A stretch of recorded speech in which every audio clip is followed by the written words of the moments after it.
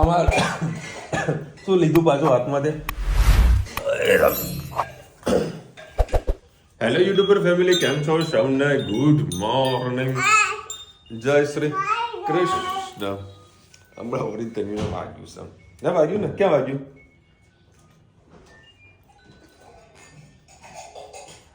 ભાઈ લીંબુ તો હું ગમે ત્યાં ગામડે ગયા હતા ને તો નીચે લીંબુ પડેલું હતું મસ્ત. લીંબુ ત્યાં આગળ પડ્યા હતા, ધનની અંદર ગઈ અને લીંબુ લઈ આવી. મને કે પાપા આપણે તો લીંબુનો શરબત પીવાનો ને, હું લાવીશું. હવે લીંબુ આવી રીતે કરાય? મૂકી દેજો, મમ્માને આપી દે.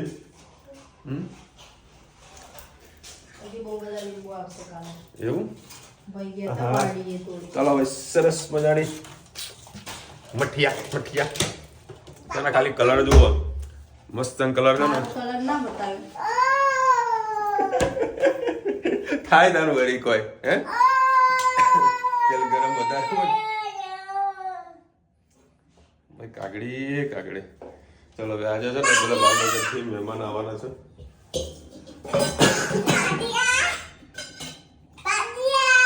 બસ એ કાગડી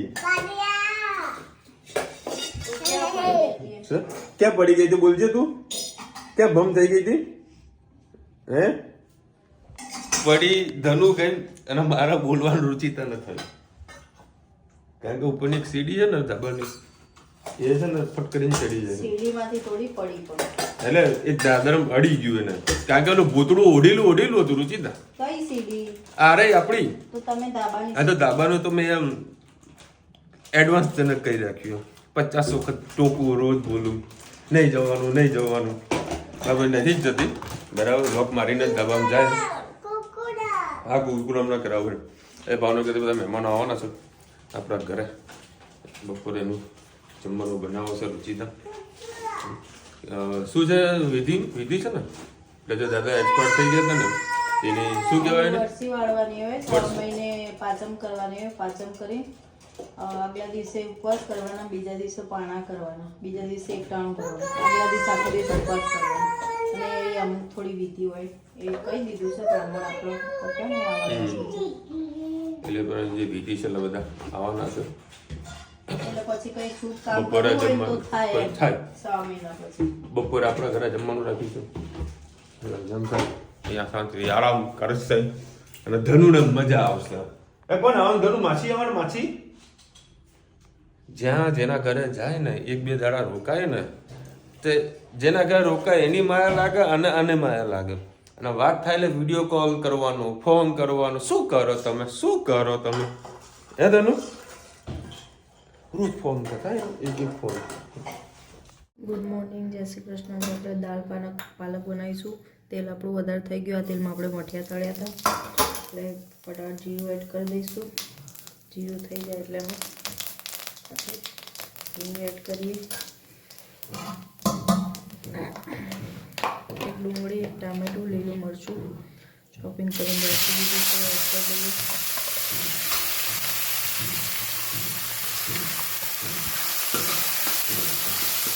સરસ ચોપો કરી દઈએ.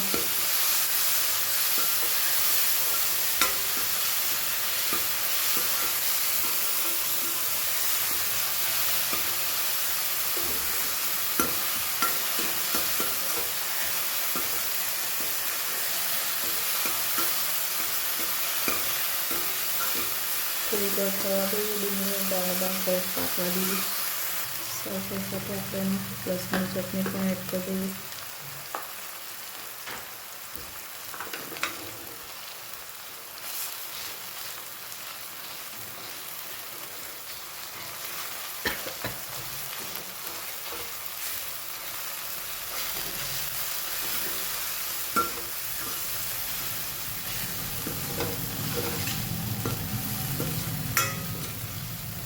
મસાલો બળી જાય સરસ ખાના એકદમ.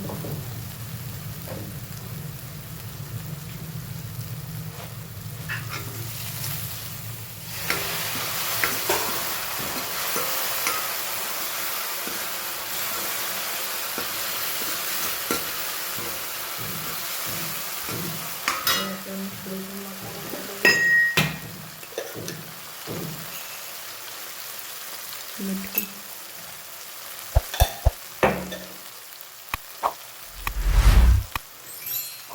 લાલ મરચું પાવડર, હળદર, ધાણા જીરું મિક્સ કરી લઈએ.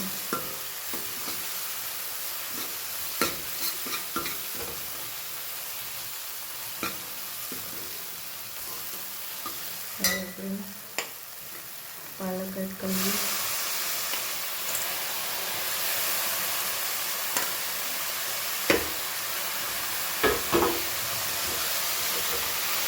પાલક મસાલો સાથે મસાલા સાથે થવા દઈએ.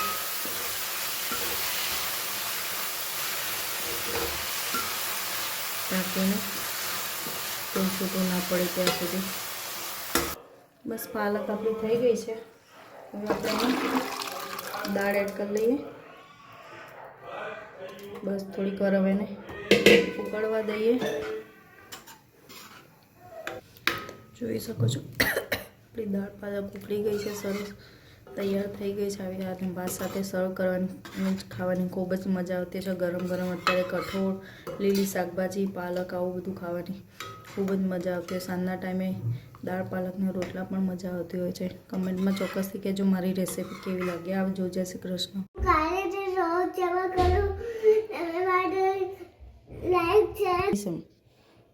હું કારને ઊંઘાડી તે હું વાળકાતે કારને લાવી કાપો લાવી હું નામ ગાડું કાનાજીના વાઘા લાવી છું. અને વાઘા લાવી તું મને રોજ ઊંઘાડે દૂધ પીવડાય. મસ્ત કાનાજીને શણગારી દીધા છે. કાનાજીને આપણે જગ્યા કરીને મસ્ત મંદિરમાં બેસાડી દઈએ. જે કરો. ચલો ભાઈ, કાનાજીને સરસ મજાના બેસાડી દે. ત્યાં મુરલીની સાઈઝ મોટી છે એટલે આવી નથી. ત્યાં જ છે પલંગ ઉપર કાનાજી સરસ મજાના બિરાજમાન થઈ ગયા છે. પાછળ પીંછું તો આપણી પાસે હતું જ. કાનાજી બેસાડે. સાઈઝ થોડી મંદિરમાં નાની પડે છે પણ બધા માતાજી એકબીજા જોડે એડજસ્ટ થઈ ગયા. સરસ મજાના આપણે કાનાજીના વાઘા, મુકટને બધું લાવી દીધું છે. જોઈ શકો આ બાજુ બેસાડ્યા છે ગણપતિજી, રીતિ સિદ્ધિ, મોટેશ્વરીમાં અને અમારા સ્થાપનાના દેવી અંબેમાં. જોઈ શકો છો. કેવું ગયું પેપર? મસ્ત ને? જો દ્વારિકાનો નાથ મારો રાજા રણ છોડ છે, એને મને માયા લગાડી રે. મહેમાન આવી ગયા છે પકોડી ખાવા. મજા મણાય બને. કેવી તમારે જેવી મળે કે સારી મળે? બસ ભૈયાજીની પાણીપુરી. ધનવીબેન પાછળ પકોડી ખાઈ રહ્યા છે. તમારે ઠંડો મસાલો હોય. રગડાવાળી ઓછી હોય ને, મારે રગડાવાળી વધારે મળે. બનાવવાના છે પાલક ઉત્તપમ. એના માટે 1 કિલો ઢોસા, પાલક ચીઝ ઉત્તપમ. એના માટે મેં 1 કિલો ઢોસાનું ખીરું લઈ લીધું છે. એમાં આપણે મીઠું એડ કરીશું. હવે પછી એમાં ડુંગળી, ટામેટાં, કોથમીર, પાલક, લીલી મરચી કટ કરી લીધી છે ઝીણી, અને આ સોડા એડ કરીશું. સરસ મિક્સ કરી લઈશું.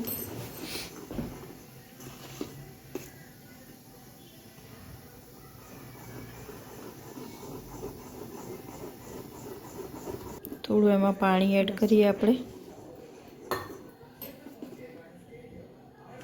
ઢોસાનું ખીરું હોય એનાથી થોડું જાડું, અને ઢોકળાનું ખીરું એનાથી થોડું થીક ફોર્મમાં જેવું મીડિયમ બનાવવાનું છે. આમાં હજી આપણે ડુંગળી, ટામેટાં એ પણ નાખીશું. પાલક પણ એનું પાણી છોડશે એટલે બહુ વધારે ખીરું ઢીલું ના થઈ જાય, એનું ધ્યાન રાખવું.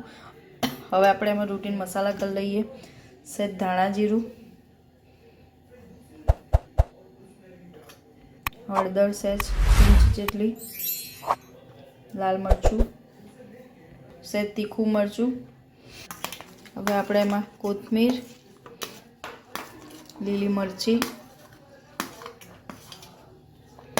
પાલક, ડુંગળી,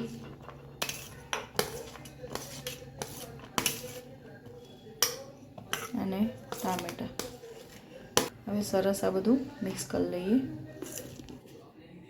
ચલો હવે આમાં નાખીએ આપણે ઓરેગાનો. આનાથી ટેસ્ટ ખૂબ જ સરસ આવશે. અને થોડું ચીલી ફ્લેક્સ એડ કરીએ. સરસ મિક્સ કરી લઈએ.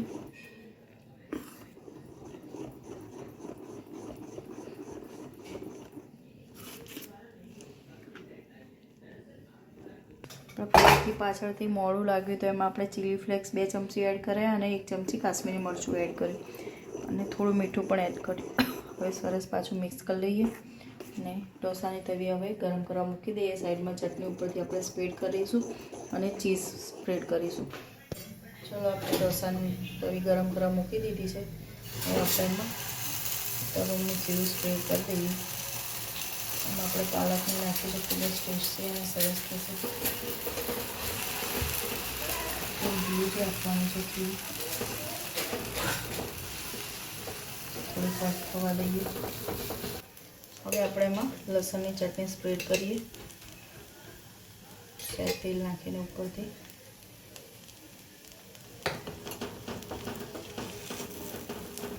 સરસ મજાનું ઉપરથી આપણું ઉત્તપમ થઈ ગયું છે.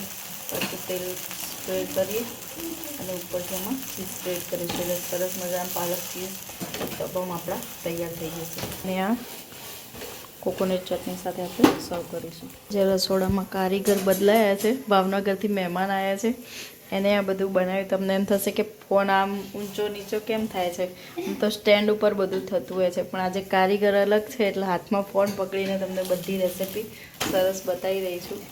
કંઈક અલગ ખાવાની ઈચ્છા થાય. આજે ભાવનગરનો ટેસ્ટ ચેક કરીએ કેવો બને છે. સરસ ત્યાં બનાવ્યા હતા, સરસ મજા આવી હતી. ચલો આજે બનાવીએ. સરસ ઉપર આપણે એમાં ચીઝ છીણી દઈએ.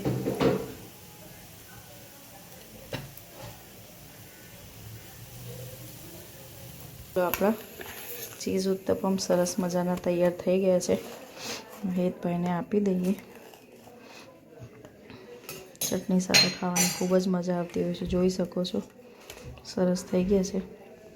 ચટણી સાથે આપણે સર્વ કરીએ. ચલો હેતભાઈને આપી દઈએ. હેતુભાઈ ભાઈ ભાવનગર થી અમારા ખાસ મહેમાન આવ્યા છે. મારા સાડી આવી છે. હે એને રાધવન તો બનાવી.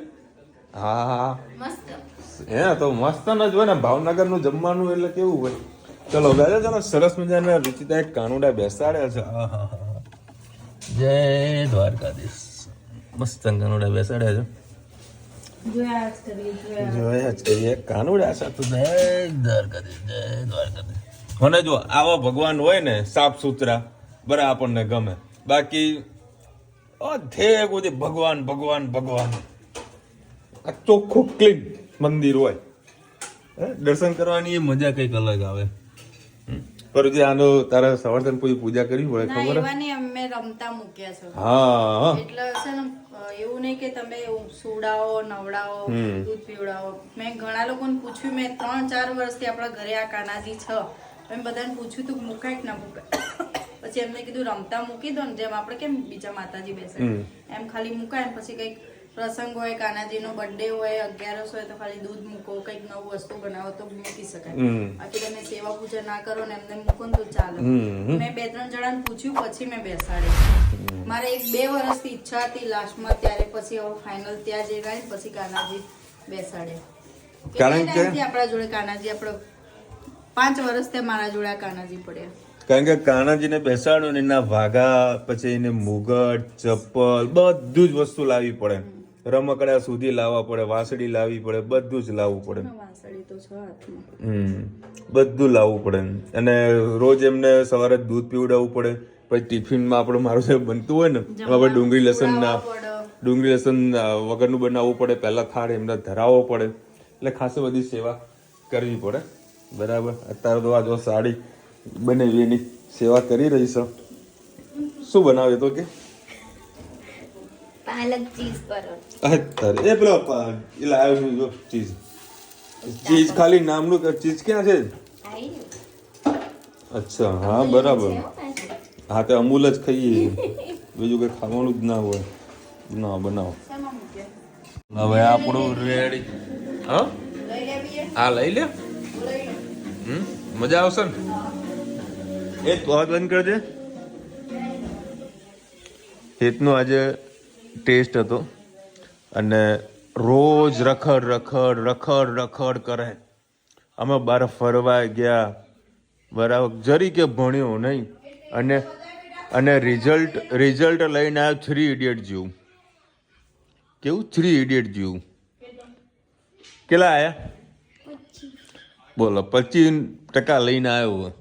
કેટલામાંથી? બતાય તો ખરી ટેસ્ટ કેવો છે? 25 25 માંથી 25 લઈને આવ્યો. બોલો હે, હું હેતને એવું કહું 25 માંથી 25 કદી નહીં લાવવાના હેત. આપણે 25 માંથી 22, 25 માંથી 23 લાવવાના. એટલું બધું હોશિયાર નહીં બનવાનું આપણે. બસ એવું તાન 25 માંથી 25 આવો ને, હે ને, તે નોકરી કરે ને 25 માંથી 20 આવો ને બિઝનેસમેન બને. સમજ્યો? એટલે 25 માંથી 10 આવો ને પોલિટિક્સ બને. એને જેવું હોય બેટા. આપણે બિઝનેસમેન બનવાનું ને, હે ને? તારા પછી 25 માંથી 0 આવો ને બાવા બને. બોલ તાર શું બનવું હોય? બાહો બને ને બધો કંટ્રોલ એના હાથમાં હોય. ખબર તને?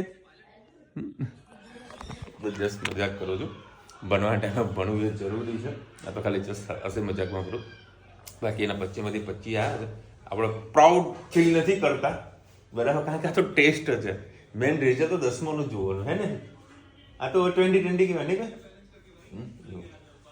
કરી દોરો તેવી મત છે. ચલો ભાઈ, કેટલા 11 વાગ્યા છો. એ ફ્રીજ કેમ ખોલી? બંધ કર. શું કાઢ્યું છે? યા કોઈ કાઢ્યો રુચિકા? એટલે ચીજ તો હરકું મૂક. એ આનો કઈ ખજાનો કાઢ્યો ને એ ત્યાં મુકાય. મને નહીં ખબર એને ક્યાં મૂક્યું છે. આ શું કાઢ્યું તે? પતી ગયા બેટા કાજુ બદામ. એટલે આજે મારે જવાનું હતું બદામ, કાજુ બદામ લેવા. મારું સેટિંગ નથી ટ્રાફિકના કારણે. કાલે વળી પાછું જઈ લેવા જવું પડશે.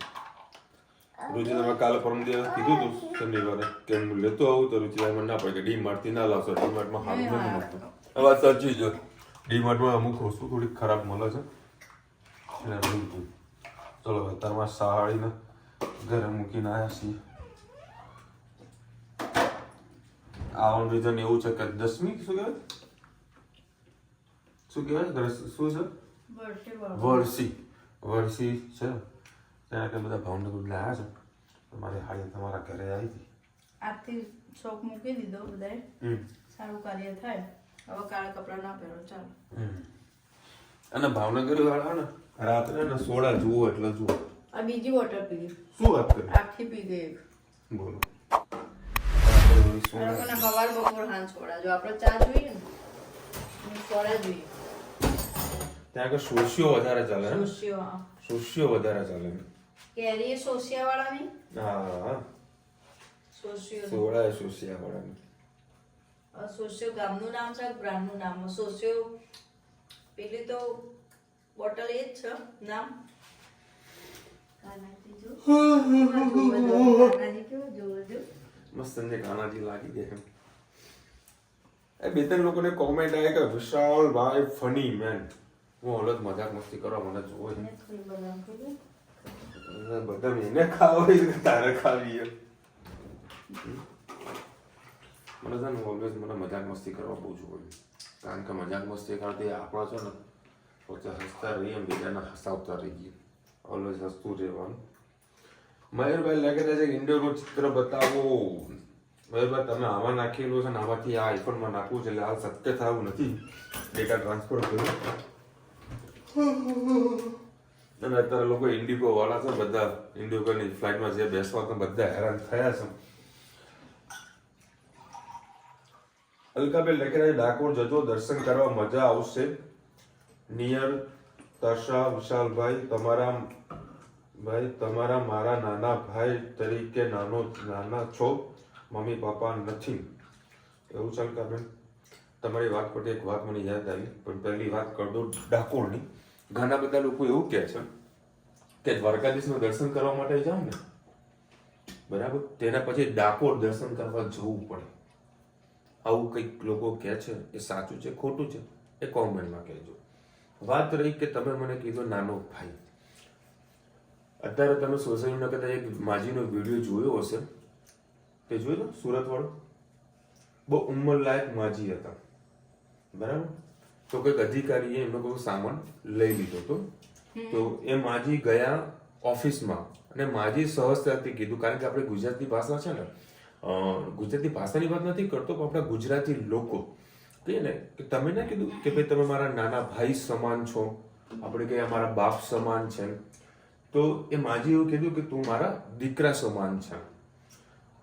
પણ પેલા EMC ના કર્મચારીએ એવો જવાબ આપ્યો, તોછડાઈથી વાત નહીં કરી કે હવે મારા પપ્પાને કેમ બીજા લગ્ન કરવાની જરૂરત છે. એનો આન્સર છે ને એક અહમ ને ઘમંડ વાળો હતો બરાબર. હવે સારું થયું કે સુરત નું હતું, અમદાવાદ નું હોત ને આવું વસ્તુ મેં સાંભળ્યું હોત તો હું કદાચ એને હેરાન તો કરત. અને બહુ જબરજસ્તી આ લોકો કરી જાય, બહુ જબરજસ્તી. સ્વાભાવિક વસ્તુ છે કે ભાઈ આટલું બધું નુકસાન તો ન જ કરવું જોઈએ બરાબર, કારણ કે ડેવલપ કરવા નાના લોકોનું ભરણ પોષણ નું કઈ જોતા જ નહીં, કઈ જોતા નહીં. તમે સારી વ્યવસ્થિત જગ્યા તો ફાળવી આપો. હવે નાના માણસો જાય તો જાય ક્યાં? હવે વાત કરો એટલે તમે દુકાન કરો સાહેબ. મેં જે રુચિતાને શું કીધું ખબર, રુચિતા ખર્ચા તું માફ ના કરજે. શાના માટે? કે આ ધંધો જે રીતનો જુઓ ને એ રીતનો નથી, અને હજુ આનથી પોઝિશન ખરાબ છે બરાબર. હવે સમજો કે દુકાનો લઈને બેઠેલા છે. આજે એક મારા મિત્ર, હું સવારે 9 વાગે મારે એક ભાઈની રાહ જોઈને બેઠો હતો નાસીની, એને સામે કપડાની દુકાન છે, મારે કપડાનું નામ નથી દેવું, એનું દુકાનનું ભાડું 70,000 થી 80,000 રૂપિયા છે, અને બહુ મોટો બ્રાન્ડનો શોરૂમ છે ફેબ્રિકનો બરાબર. 70,000-80,000 રૂપિયા ભાડું છે. એ ભાઈ મને એવું કહે છે કે અઠવાડિયાથી બોની નથી કરી. હવે તમે સમજો કે આટલી મોટી દુકાનો લઈને બેસવાનો, માણસોનો પગાર રાખવાનો, આટલા મેન્ટેનન્સ કરવાના, તો પણ છતાં વેપારો નથી, એક અઠવાડિયાથી બોની નથી કરી બરાબર. તો આવા સિચ્યુએશનમાં લોકો જાય તો જાય ક્યાં? જે માણસો લારી ગલ્લા લઈને ધંધો લઈને બેઠા છે બરાબર, ત્યાં આગળ EMC વાળા એને બધું નુકસાન કરીને બેઠા છે. હા, સ્વાભાવિક વસ્તુ કદાચ એ રોંગ હોઈ શકે, કારણ કે ટ્રાફિક જામને, કારણ કે અમે તો મહેસાણામાં તોરણવાડી ચોક પાસે બી તમે જુઓ બહુ ટ્રાફિક કરતા, હું પોતે ગુસ્સો થતો કે આ લોકો આટલું બધું ટ્રાફિક કેમ કરી રહ્યા છે બરાબર. સહજ થઈ વસ્તુ છે, પણ એક બે વખત એને નોટિસ આપો બરાબર, પછી એને જવા દો, પણ નુકસાન જ કરે છે. અને પછી જે અધિકારીઓને જે જવાબ હતો બહુ ખરાબ પડતો નતું, એ જવાબ બહુ ખોટી રીતે આપ્યું છે. ચલો, આટલી કોમેન્ટ હતી. ચલો મળીશું નવા વિડીયો સાથે, નવા મોજ મસ્તીની સાથે. ત્યાં સુધી અમને આપણો જાઓ. જય હિન્દ, ભારત માતા કી જય. અને વિડીયો ગમે તો લાઈક કરો, શેર કરો, સબસ્ક્રાઇબ કરવાનું ભૂલતા નહીં. રાધે રાધે.